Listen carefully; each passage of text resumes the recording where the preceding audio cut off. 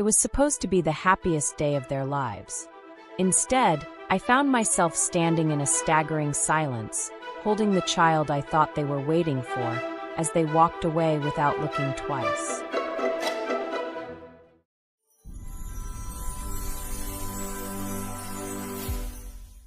When you've been married for 9 years, you think you've heard it all. That was my mantra when my husband, Mark, came to me one night with the question. "Babe," he began hesitantly, playing with the rim of his beer bottle. "What do you think about being a surrogate for Liam and Sarah?" I blinked. "You're kidding." He shook his head, his expression very serious. The room was silent, except for the muffled sounds of the TV in the background. I couldn't understand it. My brother-in-law and his wife have always been close to us. They were the fun couple at family gatherings, the ones everyone adored. But this? That was unexpected. "Just listen to me," Mark asked, leaning forward. "They've been trying for years. IVF failed. Adoption is taking forever. They're heartbroken, Mel. You know how much they wanted that." He wasn't wrong. I had seen Sarah wipe away silent tears at Christmas when someone else's baby photos were passed from hand to hand. Liam's goofy smile got a little more tense every time a pregnancy announcement came in. They had exhausted all options. "They'll cover everything: medical bills, severance pay."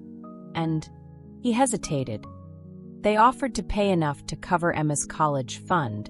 Emma, our 8-year-old daughter, wanted to become an astronaut. College wasn't cheap, and the promise of his dreams being within reach touched my heart. It was not an easy decision. Weeks passed. I researched, cried, and talked until I got tired with Mark. In the end, I agreed, hoping that giving them a chance at happiness would make up for the sleepless nights, morning sickness, and inevitable embarrassment. Fast forward 9 months.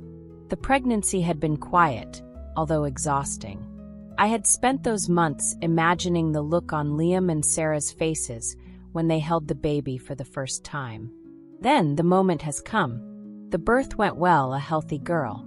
When the doctor handed her to me, I felt an unexpected lump in my throat. His skin was unmistakably dark. I stared, my mind racing. It wasn't quite what I expected.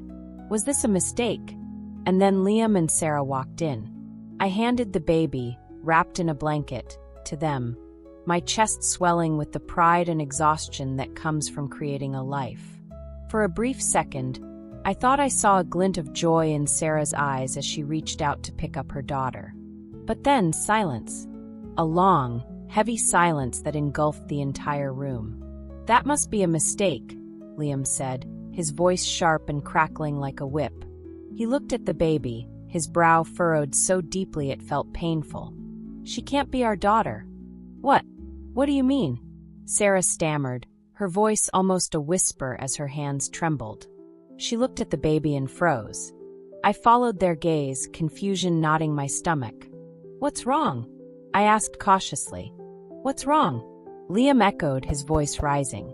He took a step back, almost as if the baby had bitten him. "Look at her, Melanie. This is not my daughter. This is impossible." Sarah's lips quivered as tears streamed down her cheeks. She's not ours," she murmured, her voice trembling. The baby's skin, a warm shade of brown, stood out sharply against her blanket. My heart plummeted as Liam placed her in the crib with a firmness that seemed almost cruel. Sarah tried to grab his arm, but he pulled it away, his face twitching with something between confusion and anger.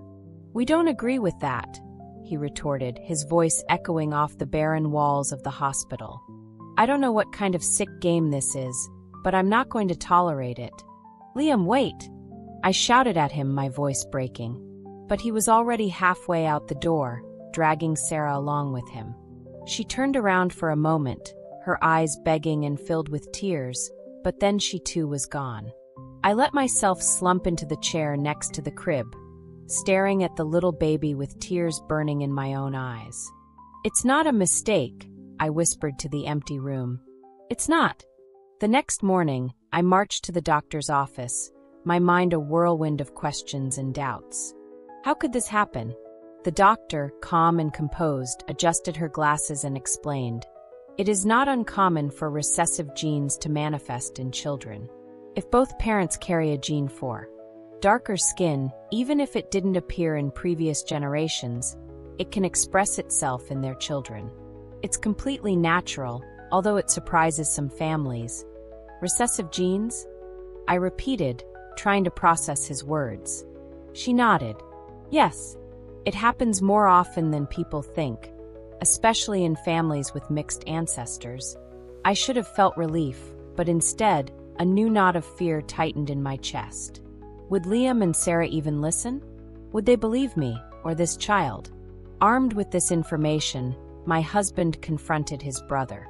Reluctantly, a DNA test was arranged, confirming that the baby was indeed her biological son. But instead of apologizing, my brother-in-law showed his true colors. He refused to acknowledge her. But my husband Mark wasn't the type to run away from a fight, especially one as big as this. A few days later, he broke into Liam's house, his jaw clenched. I followed him a few steps back, stomach in us. "Liam!" shouted Mark, his voice echoing down the hallway. Liam appeared at the top of the stairs, his expression already sour. "What now?" Mark yelled. "You're the dad, Liam. She is his daughter. The test proved it. Are you done making fools of yourself?" Liam walked down the stairs slowly, his face unreadable, but the tension in the air was thick enough to gag. "I don't care what the test says," he said coldly, pausing a few steps away from Mark. "Don't you mind?" Mark exploded. "What kind of man are you? Is this baby yours, and are you just going to walk away?" Liam's lip curled in disdain. "I can't bring her home," he said, every word dripping with poison. "Do you know what people are going to say? Do you know what this will do to my reputation? With Sarah's? This isn't just about us. It's about our whole family." Mark looked at him, stunned. "So that's it?" he asked, his voice lower but no less cutting. "Are you rejecting your own child because you're afraid of gossip?" Liam did not respond. He spun on his heel and walked away. Back home, my heart seemed to be in pieces. Weeks passed, and the baby's crib remained in our guest room, untouched. His birth certificate was still blank and signed. Every time I saw her, I felt such a deep pain that it took my breath away.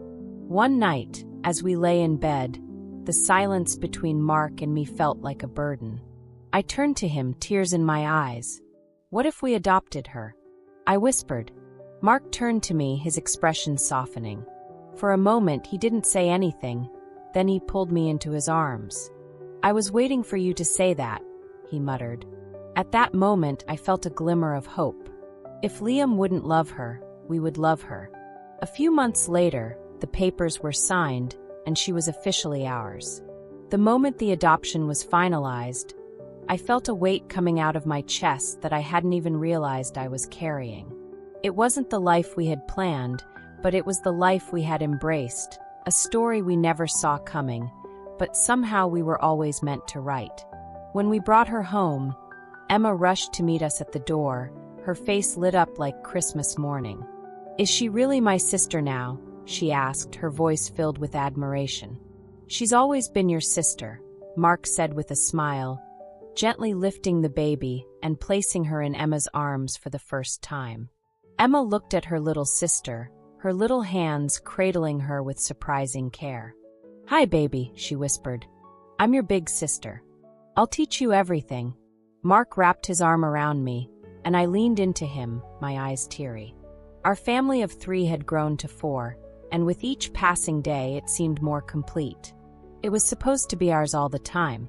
Oh, and Liam? He paid the surrogacy fee in full. The money arrived at once, along with a short message from his lawyer. No apology. No explanation. Just an acknowledgement of the contract. "Do you think he feels guilty?" Mark asked one night as we sat on the porch, with the baby asleep in my arms. I shrugged, caressing his little hand. Maybe. Maybe it's easier for him to write a check than to face what he did. He and Sarah kept their distance after that. No calls, no visits. At first, it hurt to feel so disconnected from people we once considered family, But as time went on, I realized I didn't need their approval or their presence. We had everything we needed here. Let us know what you think of this story and share it with your friends. It might brighten their day and inspire them. See you in the next exciting story.